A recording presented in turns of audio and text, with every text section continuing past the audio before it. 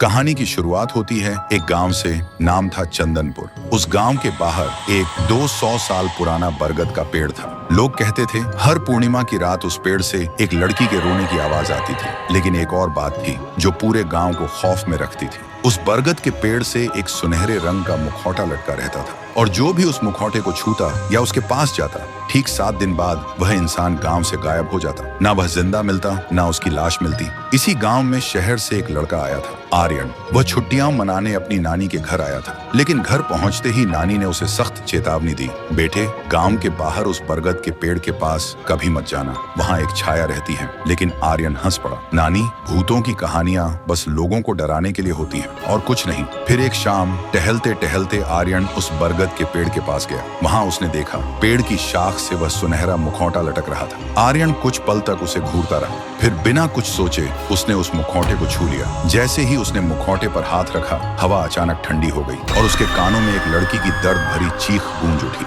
आर्यन घबरा गया और गांव की तरफ भाग गया। उस रात आर्यन को नींद नहीं आई। उसे लग रहा था जैसे कोई उसके कमरे के बाहर खड़ा हो जो चुपचाप उसे देख रहा हो। अब उसके दिल में भी मौत का डर घुलने लगा था। फिर सुबह आर्यन ने गांव के सबसे पुराने पुजारी से पूछा, बाबा उस बरगद के पेड़ का सच क्या है? सुनते ही पुजारी डर से कांपते हुए बोले, बेटा उस पेड़ से दूर रहो, वह पेड़ नहीं एक जागा हुआ श्राप है। आर्यन ने कहा, क्यों ना एक बड़े अघोरी को बुलाया जाए, शायद वह इस श्राप को खत्म कर सके।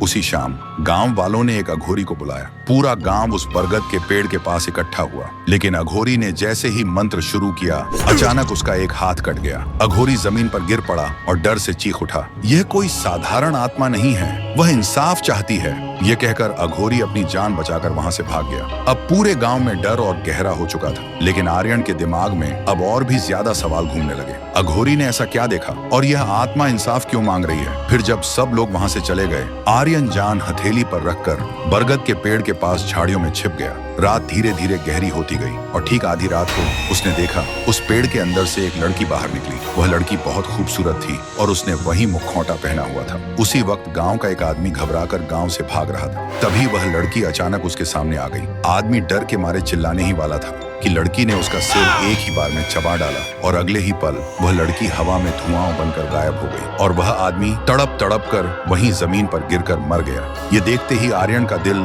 जोर जोर से धड़क रहा था। अब उसके दिमाग में बस एक ही सवाल घूम रहा था, ये लड़की कौन है और इतनी बेरहमी से लोगों को क्यों मार रही है? क्या यह कोई श्रापित आत्मा है या किसी पुराने पाप का बदला? तो दोस्तों, उस बरगद के पेड़ में छिपी वह लड़की कौन है और वह लोगों को क्यों मार रही है? यह राज अगर आप भी जानना चाहते हो तो कमेंट करो पार्ट 2।